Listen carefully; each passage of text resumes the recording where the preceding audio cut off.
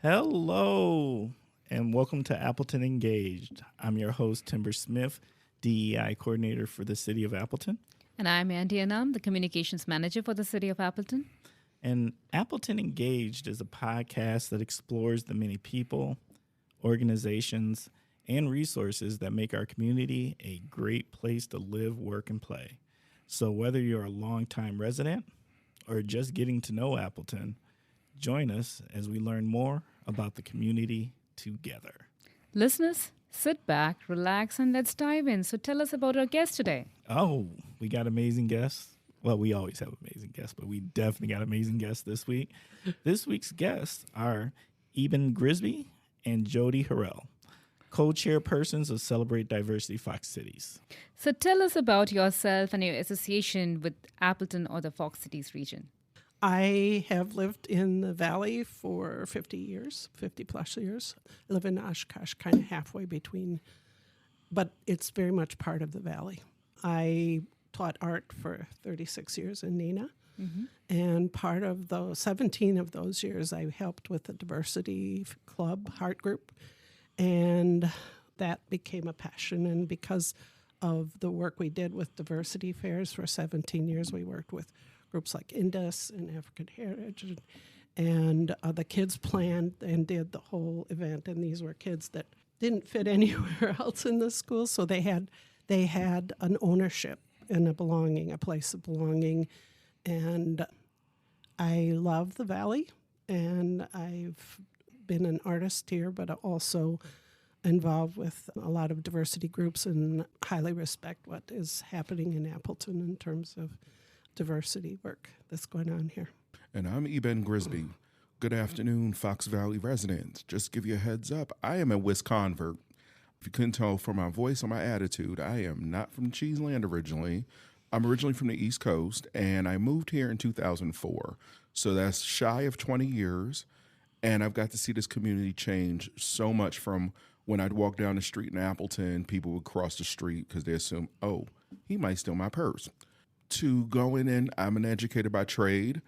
And when you're one of the first educators or a few educators of color, the craziest thing is people always would assume you must play for the Packers. Unfortunately, my packaging lends to that. The answer to that is nope, not a chance. I love sports, but I like to lead with more of the intellectual pursuits.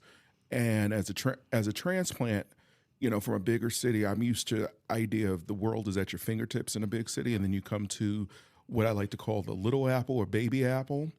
And it's a big change. You learn real quickly that in order for me to move things forward in terms of making this a more inclusive community, it's easier to complain about it than to be a part of it. So I made it my business to be active in diversity matters, whether it's in academia or whether it's in the community or whether it's just even in my personal life, because the bottom line is I like living in Technicolor. I don't live in black and white. Please tell us about Celebrate Diversity. Well, Celebrate Diversity for the last decade or so has been an all-volunteer organization. It's a 501c3 organization created out of the merger between Toward Community Union Diversity and the Fox Cities Rotary Multicultural Center. And the bottom line is when both of these organizations came about in the 1990s and 2000s, you have to realize the history of the Valley. Appleton in particular was known as a sundown town. It wasn't necessarily on paper, but definitely in custom.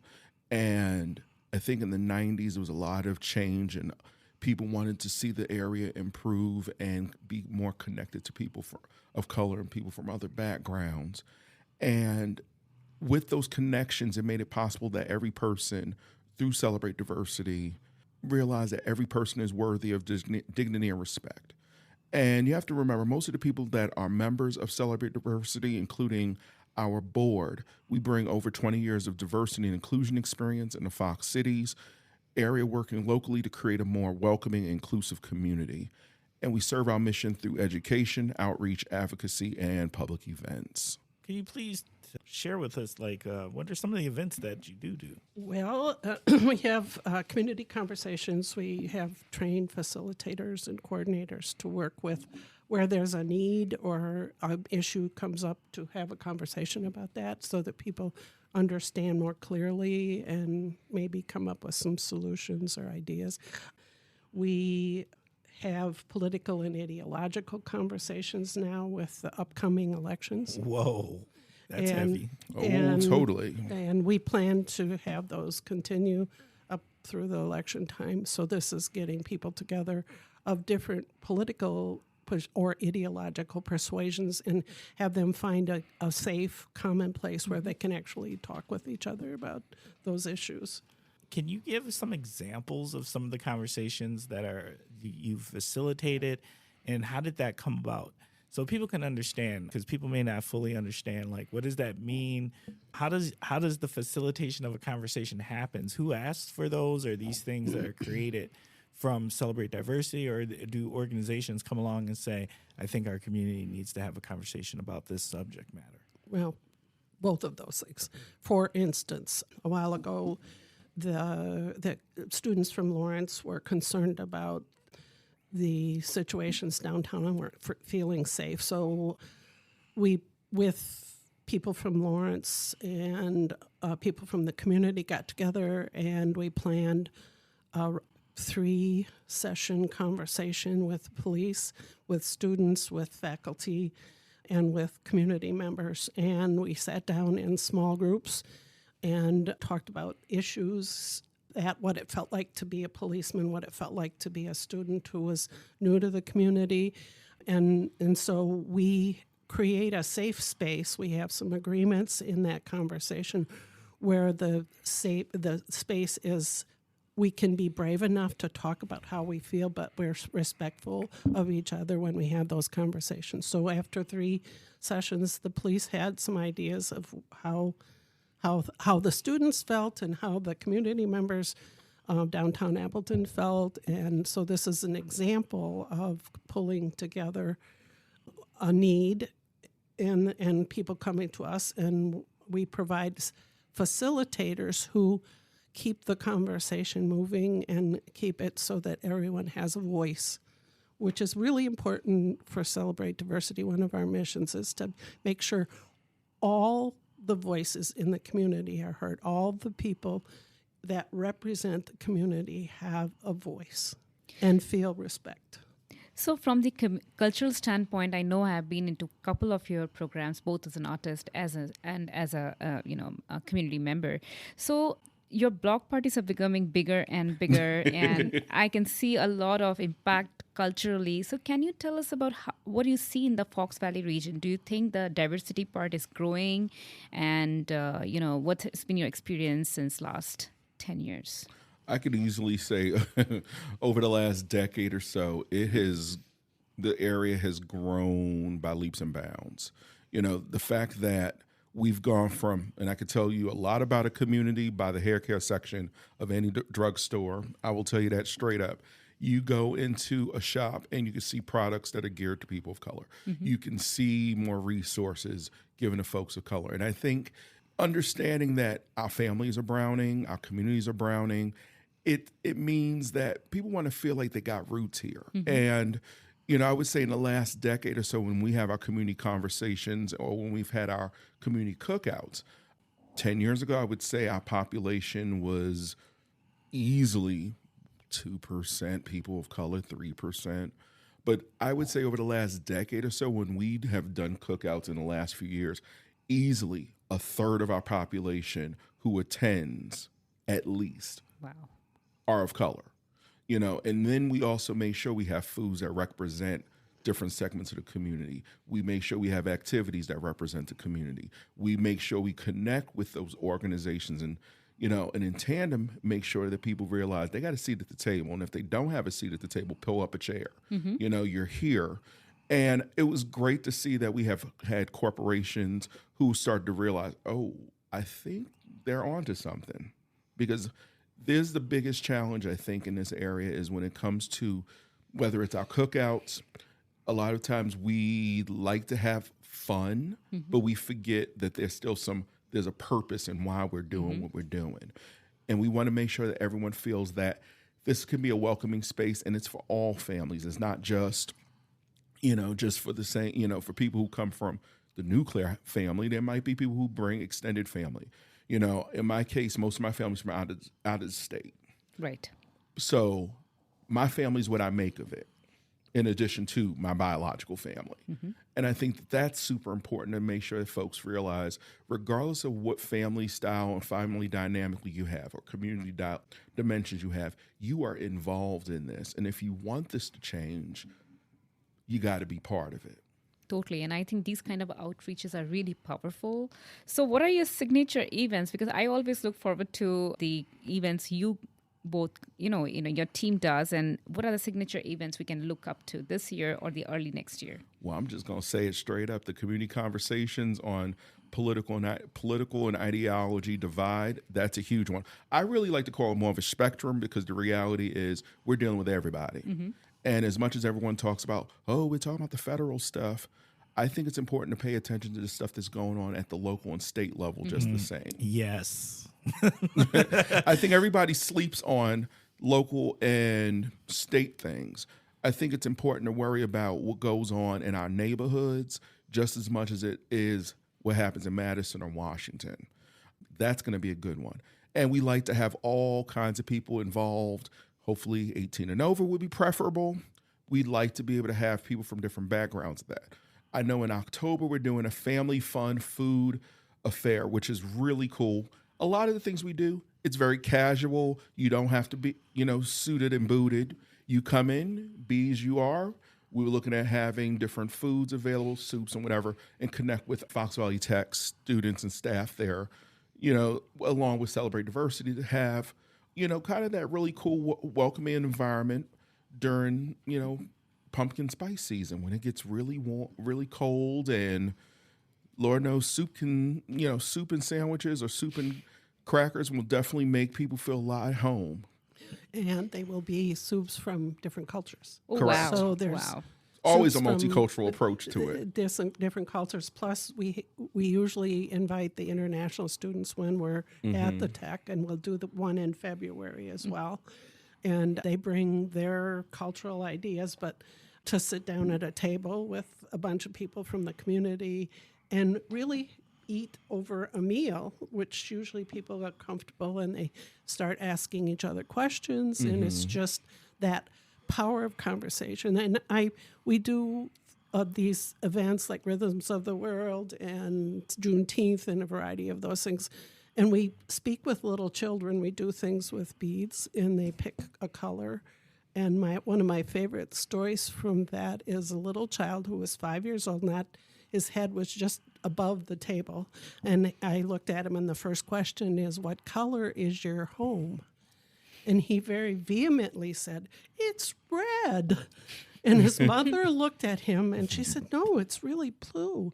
And he looked up at his mother and me, and he said, my home is red because love lives there. Wow, what a beautiful thing to say. And that to me was so worth my being there and us being there to have a conversation, because children, he obviously felt the love that his family brought him. And one of the things at the cookout, like this year, I noticed and I took photos of was children who were dancing with new music that they'd not heard before, who were trying new foods, who were playing with children, a variety of different children, new children to them. And the power of the little children, we had dragons, the Northeast China group had Nuka had the adults doing the dragons, but they had a baby dragon. And the baby dragon was children with a smaller size dragon, but they were following around and doing the bowing and the things that in and out that the dragons, but that, the Fox Valley Symphony provided music for us, and we had different cultural groups come in, and but the children see it. Yes. And we have that good smell of cookout that invites people in from the community to walk in and have a meal. Yes, that smell is real. I happen to know the person who's the grill master that is part of that smell, and that grill master happens to be sitting here today. Yes. And I will say, as someone who strongly believes, with food brings fellowship, I'm a big believer that, as much as we like to have food trucks, I've always been a believer that ain't nothing like having some grilled, veggie and meat options available. And I like to make sure that we support local businesses in the community to ensure that we have those ties, in the community, and ensure that, hey, we're all about making sure that this place is welcoming. And whether you've been here for generations deep or if you're brand new to the area, you want to make sure that everybody has their way of helping out in their best way possible. And whether it's at the cookout or whether it's next month, we have Rhythms of the World, and we do that along with Indus, which is a group for our community members from the Indian subcontinent.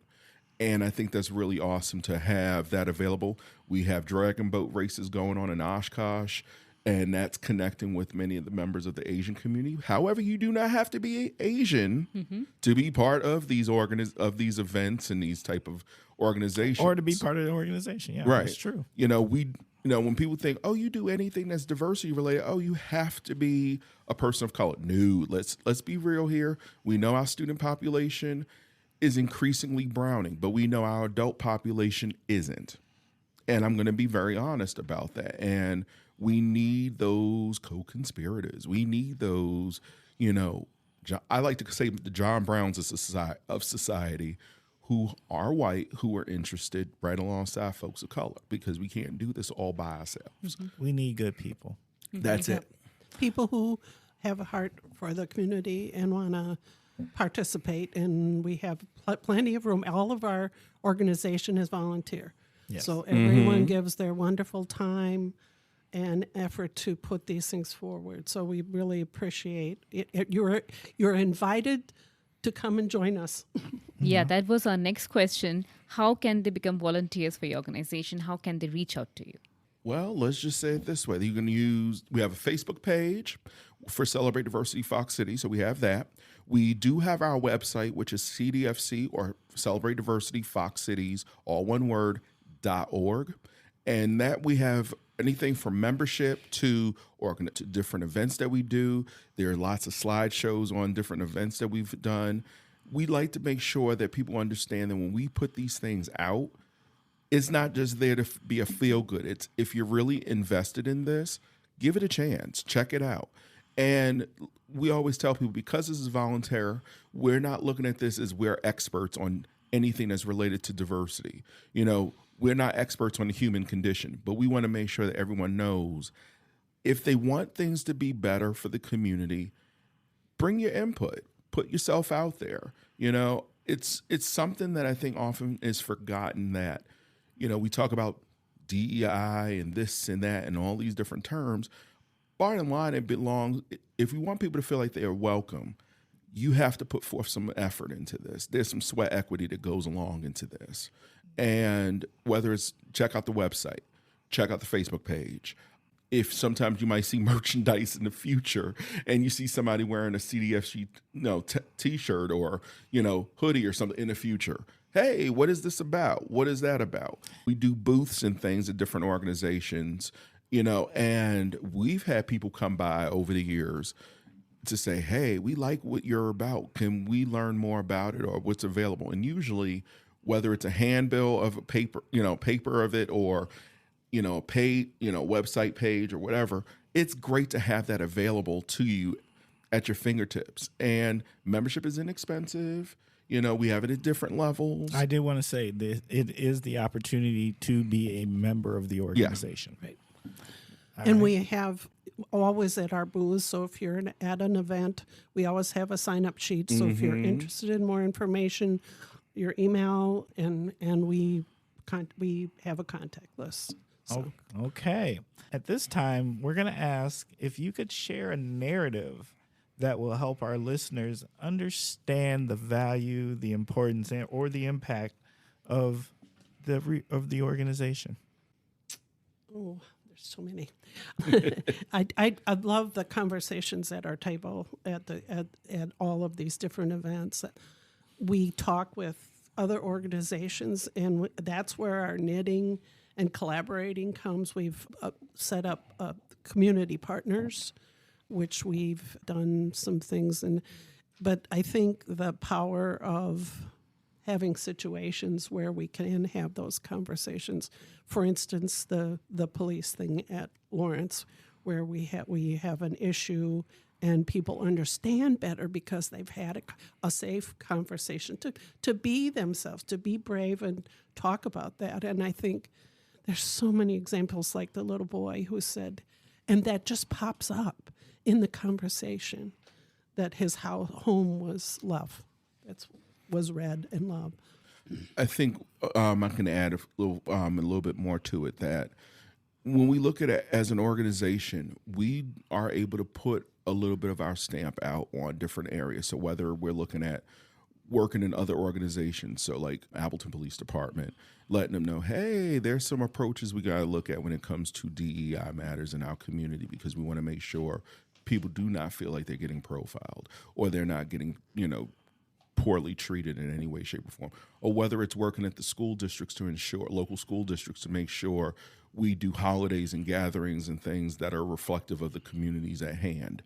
Or working with different corporations and ensuring that maybe the approaches that have been good, that were decent, say 20, 30, 40 years ago, may have to be, changed up, revitalized, and more tailored to a more modern sensibility to ensure that we don't lose people, quality people who are coming in wanting to be a part of the community. But if they feel that whether on their job or in the school district or within the local community, they don't feel that there's safety or well-being or they're able to be themselves, that, maybe this is when they start looking at other places. And I will say the best kept secret about living in this area is that there's so much opportunity available when it comes to being a person of color or a woman or LGBTQ. We're a smaller area, but there's more opportunity for growth. Whereas in many large cities, you're in a big pond, but you're going to be a guppy. There's no way around it. You might make it, you might move up a little bit, but in a smaller venue like this, you have a lot more ability to have impact. Mm-hmm. Yeah. We had a nice situation where Plexus offered to volunteer. There's an organization, a group of people there. And we were needing volunteers to help set up the food buffet, and to actually serve people, because then you have a conversation over the food. So they showed up. There were 20 of them there. They showed up, they helped set up, they helped cook. Yeah. They served food. They totally understood the conversation, and they loved the event. And they stayed to the bitter end. They came and set up. They took things down. They put things back in the bins. And they said they wanted to know what Celebrate Diversity was about. And I said, well, the best way I know of is if you want to come and volunteer at our cook-up. I said, then you'll get to meet the people and you'll get to see what the magic that happens when you have these conversations. And they did. And they were just this. They were so much help, but they also found the power of the community that gathered. And none of it's staged. I have to make that clear. When we do a lot of the community conversations, a lot of it isn't staged. A lot of it is, when you go to a cookout, it's relaxed. It's very, it's not very formal. We tell people, come as you are, enjoy yourselves, have a good time, as long as we're not going to run around and say, hey, you have to be constantly polite. I mean, I want you to be civil because, again, we have people here, have some home training. But at the same time, we want you to feel like you can get along and connect with people, because let's be real. We do live in worlds where we don't always talk to each other. We don't always connect with one another beyond, say, sports perhaps, or certain other avenues. And we'll say it's great for our kids to connect, but sometimes I think as adults we forget that we got to make sure we're connecting as well. So, other than the volunteer opportunities, is there anything the community can do to be helpful? We always need volunteers. The bottom line is, as a volunteer organization, we're doing, a number of us, we're working full-time jobs doing this. So there's so many different opportunities to be able to help. When you're a volunteer, I think you're able to put in your own expertise, your own abilities, your own creativity. The committees are open to the public, and we welcome anyone who's interested in being able to be a part of the sweat equity and work and community building. I think it's super important to let people know. Part of being a volunteer is you have to be able to give, it could be an hour, a few hours of, out of the month, or, every few months even. It's not like we're telling you, hey, we got to do this 5 days a week, for 2 hours. That's a workout session. We're trying to make this more like, hey, if whether you have a lot of time to spare or you even have maybe an hour or two, we have opportunities to do stuff, and we welcome it. We welcome all. We don't care what you look like. We don't care what your background is. We just care that you're willing to stick and stay and do something to make the community better. Who can the people contact if they want to learn more? The info at celebrate-diversity-foxcities.org. You can reach Eben and I at that, and we can pass on the information. So that's a great way to email us, and we do monitor that email all the time. And Facebook, if you message, that goes to the person that does our Facebook entries, etc. But advocacy is part of the process in terms of supporting things. When you go to the Rhythms of the World, when you come to some of the events coming up, Latino Fest and Juneteenth, you meet community and you participate. You get to know more about the neat things that are happening with young people who are starting new businesses and all the magic that's going on, that's really going on. And that's a great place to learn that and see in action the groups that are putting out for the community. And if there are current events and things that go on that may affect the local community, it's always good to let us know so we'll be able to help in our own way too, to make sure people are informed of what's going on in the community and how, we can move things in a direction that's constructive. All right. Well, it's that time of the show where you get an opportunity to do shout outs. So, what are your shout outs? I would like to shout out to our volunteers who give their time, which is the gift of time, and the community support that's priceless. I want to give a shout out to, I want to say all of our families and our friends, all the listeners that are out there. I think that's a major shout out for that. Our families, because Lord knows this, sometimes it could take a lot of time out of it could take a lot of time out that could be used in other ways, but they understand that we're doing things that are for the common good. We give a shout out to the Community Foundation for the Fox Valley region and other funders who've listened to us and believe in our mission and vision, supporting our programs and events. Okay. We shout out to our community partners who have been doing some great work in that, and as we knit together and support each other with events and communicating with our groups, we make that stronger and we support each other in the network. We want to shout out to our facilitators and coordinators who are not paid to be trained or the training. We that takes their time and their involvement and giving up time to actually be present for the facilitations. And we shout out to our board members and the committees because their ideas and their commitment to building a community where all are heard is the main goal of what we're trying to do. And we give a shout out to Timber and Andy for making sure they know all right. We care that you send this information out to the local area, because I think knowledge is power, and also community sometimes can be something that can be done over the web, on radio, whatever the case may be. I think we need all the conduits possible to make this, a positive circumstance for our area. I would also like to thank the Mayor of Appleton for his presence at many of these events, and Andy and Timber. in terms of really being there to let us all know that it matters. He wants to be there and present, and that's powerful. It matters to us as well. And a lot of people who doesn't know that I have participated, I have danced for Celebrate Diversity Fox Cities many times and will continue to do. We'll use our art to further their mission and statement, and that's a beautiful organization. You need to come to one of their parties to see what we are talking about today. Yes. All right. At this time, we are going to start wrapping it up. I just want to say thank you, Appleton Engaged listeners, for spending time with us and giving us your ears and your minds.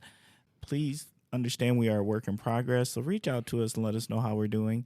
Also, if you would like to be a guest or if you would like to recommend a guest, reach out to us. And you can reach out to us at diversity@appleton.org. Once again, that is diversity@appleton.org.